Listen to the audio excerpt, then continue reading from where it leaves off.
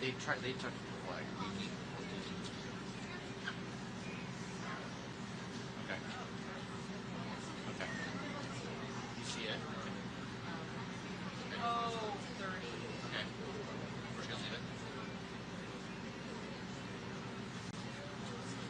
Yeah.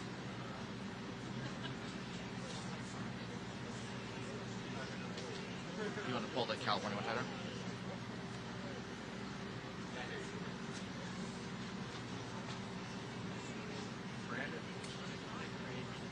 I think that the speech is going for about another 10 minutes. I'm just going to try to pull it a little tighter. So, this. You still want to see the thing just like there.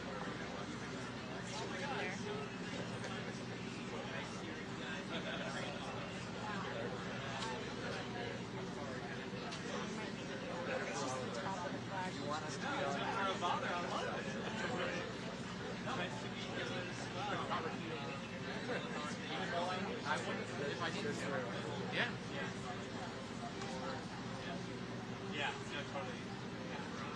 That looks better. Yeah. All of a sudden, we're doing this like, oh. It's the top. No, it's just the top. Like, the bottom is cold. Yeah, it's just... I know. Do you like that better? Okay.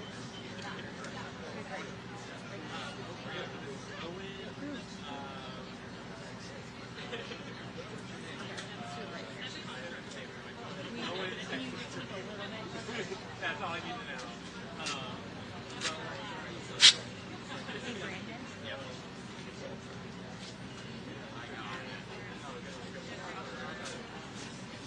Yeah, Abby. Abby. Yeah.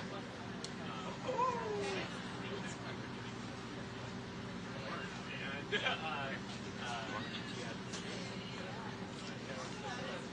no, totally. I know.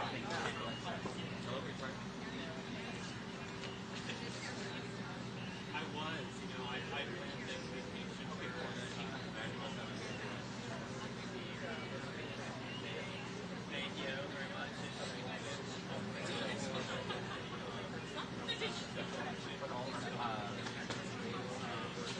So I felt a little guilty.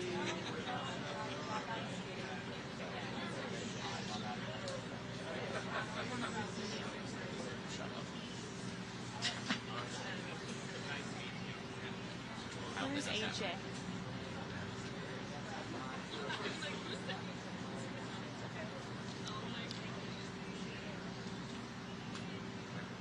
There you go. Better? Yeah.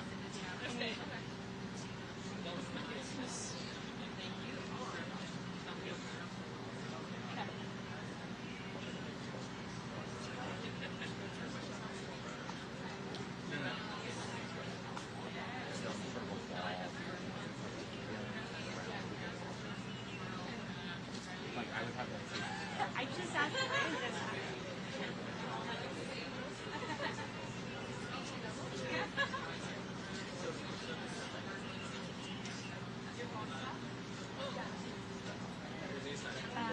And when you say wider, as in a shot. Yeah. Okay.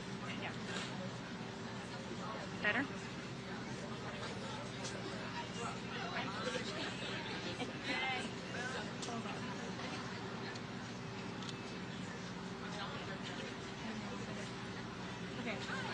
Okay.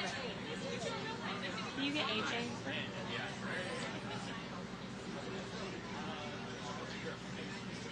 Just need some tape. Tape?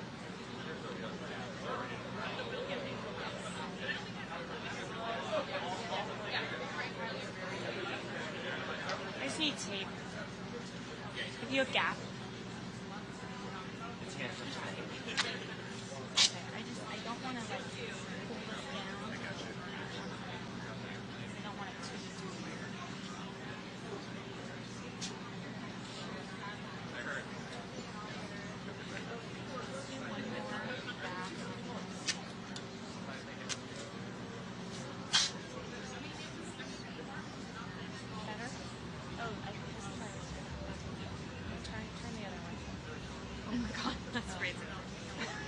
Oh, So don't Better share looking at your No. your. I know. Okay, I think that's better. it's a good thing I'm sharing. You're like, you're live on 8,000.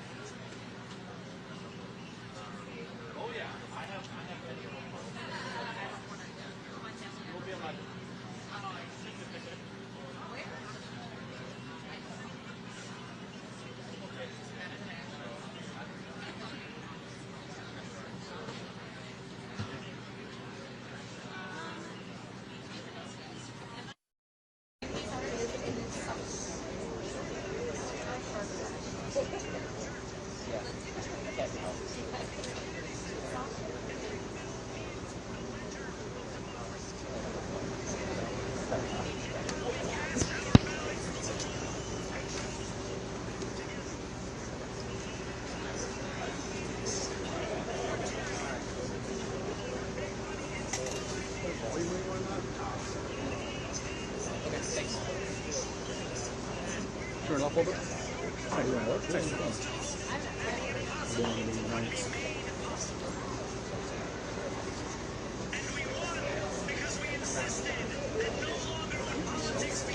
No, you're good.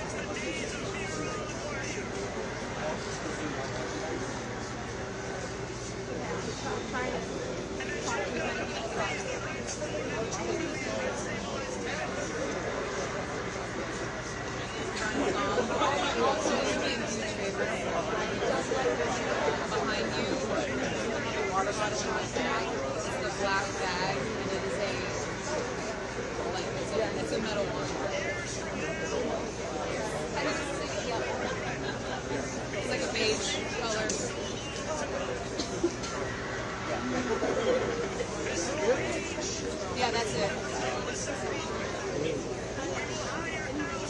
You're amazing.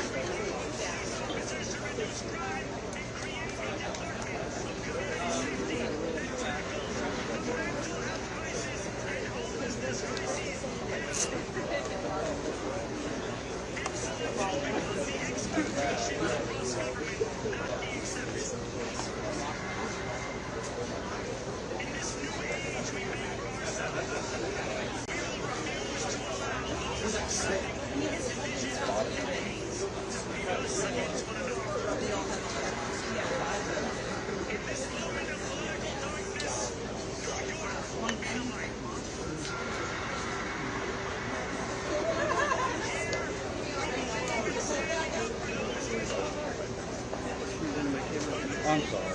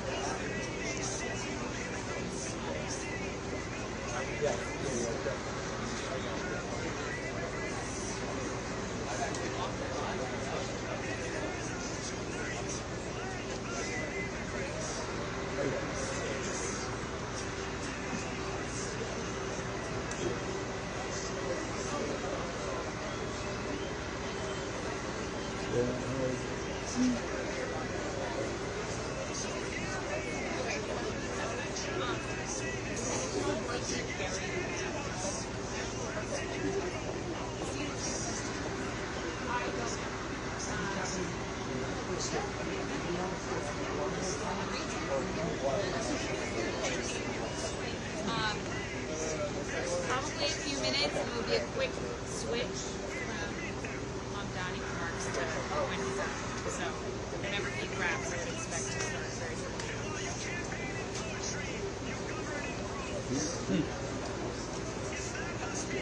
Yeah, Mark and Michelle, of course, speaking for the governor, he said again today, kind of a bit of a list of trying to do with the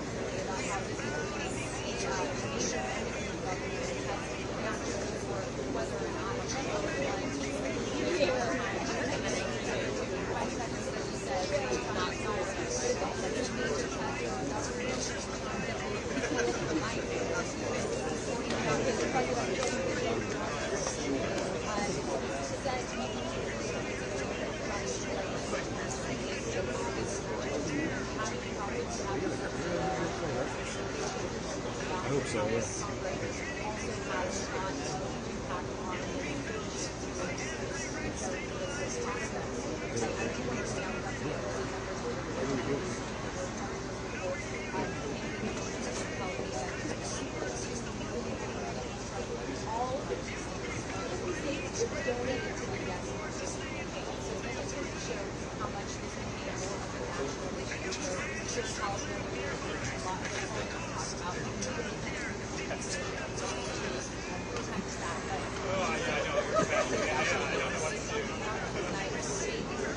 Donald Trump saying this, the rest of them.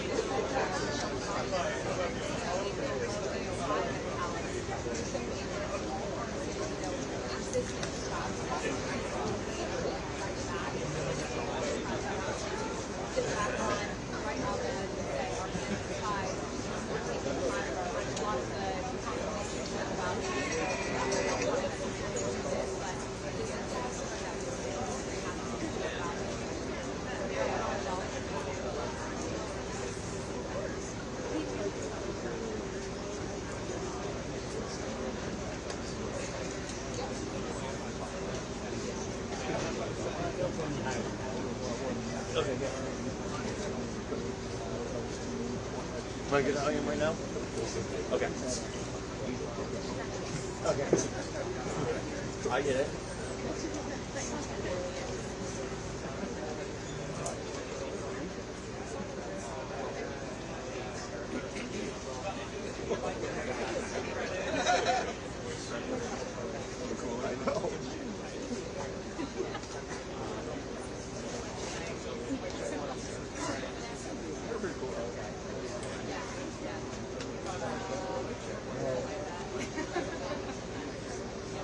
So then, two channels.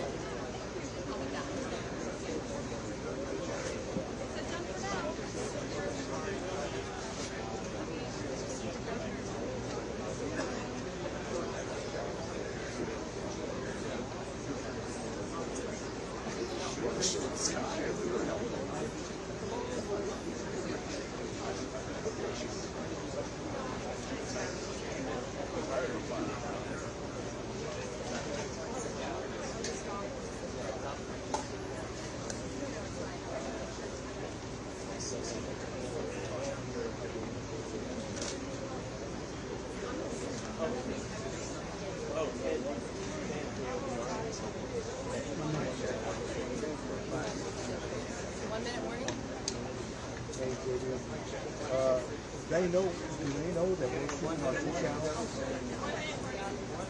Double check because Erica said her handheld was the only way we're getting on his audio. And so they go to the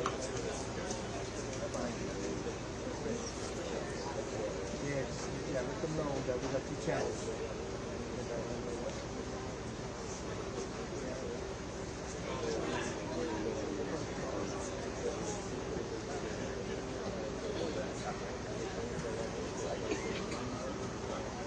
Where do you think he's going?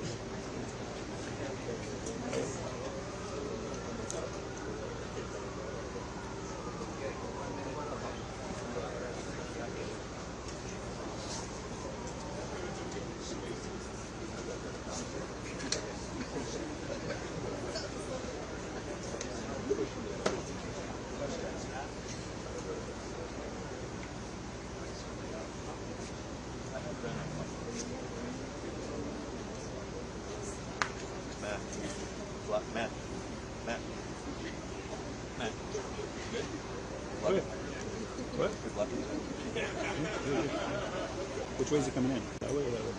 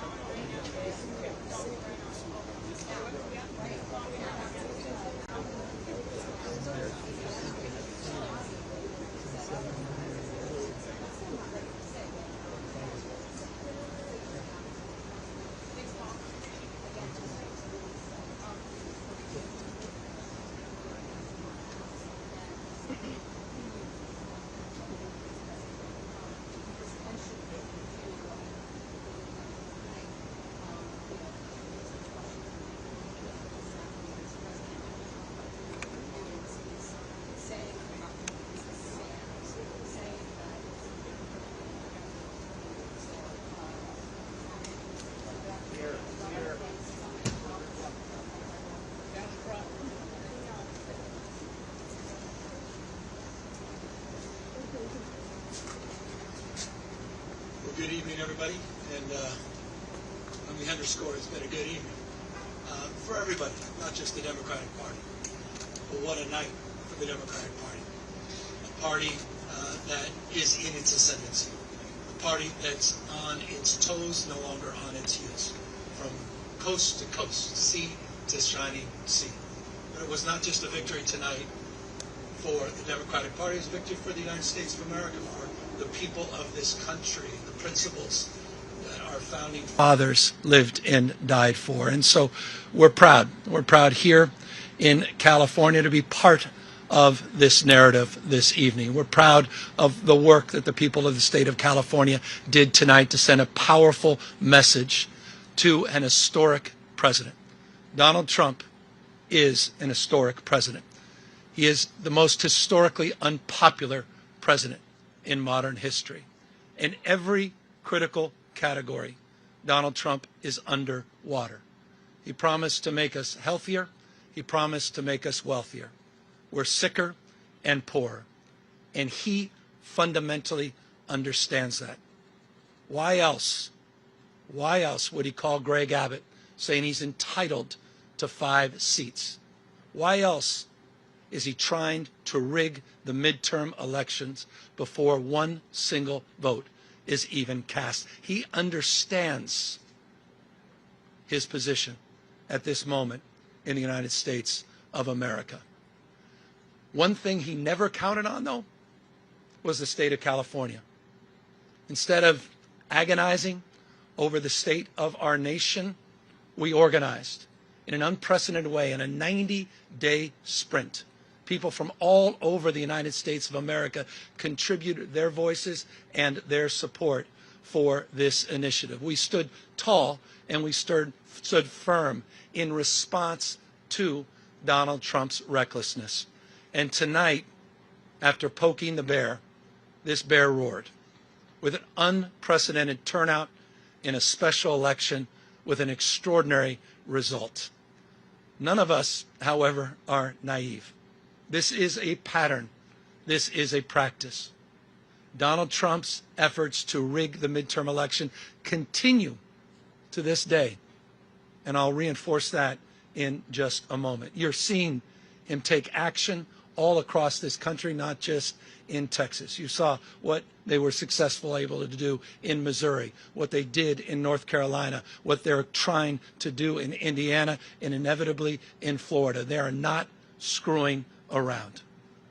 In June of this year, we saw 4,000 National Guard federalized in the state of California. We saw 700 active duty Marines not sent overseas, but sent to the second largest city in the United States of America to militarize our streets. We said in June this was a preview of things to come. What more evidence do you need than what happened in Washington, D.C., what's happening up in Portland, cities like Chicago? When we kicked off this campaign just 90 or so days ago in Little Tokyo, in Southern California, in L.A., at the Democracy Center, Donald Trump sent Greg Bovino. He sent his private police force that increasingly appears to have taken an oath of office to Donald Trump, not to the Constitution of the United States. He sent them to our kickoff rally to chill free expression, to chill free speech, to intimidate people from participating. Just today, in Los Angeles, Donald Trump called up the Border Patrol, sent them to Dodger Stadium, and threw a fastball at free speech, right at the head, free expression, to suppress the vote in America's second largest city. Just did that today. People in tactical gears sent out to intimidate a community that is already on edge. But you see, as we speak, people are still in line. People waiting up 3 hours to cast their vote, to send a message to Donald Trump. No crowns, no thrones, no kings. That's what this victory represents. It's a victory for the people of the state of California and the United States of America. And this is a victory that's punctuated with a sober reminder that it's not just the actions that Donald Trump has taken to federalize our guard, to begin the process of militarizing American cities, to intimidate free expression and speech by utilizing ICE and Border Patrol in American cities. But he also announced today, right when polls were opening, that this election was rigged. That this election was rigged. Of course, those are familiar words. It's exactly what Donald Trump said after January 6th, that day of love, where he tried to light democracy on fire. He tried to wreck this country, and he called in to the Secretary of State in Georgia, calling up for 11,000, 12,000 votes, just like he called Greg Abbott, saying he's entitled to those 5 seats. He said this election was rigged, and he's moving to look for criminal prosecution and investigations at the Department of Justice. He is not screwing around. So tonight, I'm proud, but I'm very mindful and sober of the moment we are living in. Donald Trump does not believe in fair and free elections. Period and full stop. This is not complicated, and it's self-evident to anyone paying attention. You start to stack up all of these actions that continue to this moment and will continue in moments to come. If you think I'm exaggerating, consider his announcement just a few weeks ago to send rapid response teams all across the United States, in all 50 states, tens of thousands of members of the military prepared for urban deployment. A preview of things to come. But back to this state. Our state of mind was resolute. Our state of mind was resolved to stand firm and to stand tall, to not be intimidated, to not be humiliated, to not fall prey to cynicism, to not fall prey to fear and the anxiety of someone that believes in only one thing, shock and awe, to intimidate and exhaust us. But we're seeing all across this country, 7 million people strong, standing up, not just for themselves, but for each other and for these enduring and historic principles of our founding fathers. And I'll end on that. Next year is the 250th anniversary of the best of Roman Republic, the best of Greek democracy. This fundamental notion of a system of checks and balances, of popular sovereignty, the rule of law. Mr. President, the rule of law, not the rule of dawn. And I hope it's dawning on people, the sobriety of this moment, what's at stake. Tonight, as I said, is an extraordinary moment for our party, but again, it's an extraordinary moment affirming those principles. Our founding fathers did not live and die to see the kind of vandalism to this republic and our democracy that Donald Trump is trying to perpetuate. And so my call tonight, in the spirit of Whitman, who talked about the powerful play, goes on. We all must contribute a verse. And so we need the state of Virginia. We need the state of Maryland. We need our friends in New York, in Illinois, in Colorado. We need to see other states with the remarkable leaders that have been doing remarkable things meet this moment head on as well, to recognize what we're up against in 2026. And let me make this crystal clear. We can de facto end Donald Trump's presidency as we know it the minute Speaker Jeffries gets sworn in as Speaker of the House of Representatives. It is all on the line, a bright line in 2026. And so I want to thank everybody that stood up, not just for our democracy, but stood up for those that have feel bullied and intimidated, stood up for this notion of co-equal branches of government and a system of checks and balances. And I want to thank my wife reminds me every single day that this is about those that feel alone, those that feel isolated, those that feel an anxiety and a stress that they never could have imagined in their lives. This was about saying to them, we have your back, we see you, you matter, we care. And I'll just say this, I'm confident as we move forward into 2026 in this country, the best is yet to come. Thank you very much.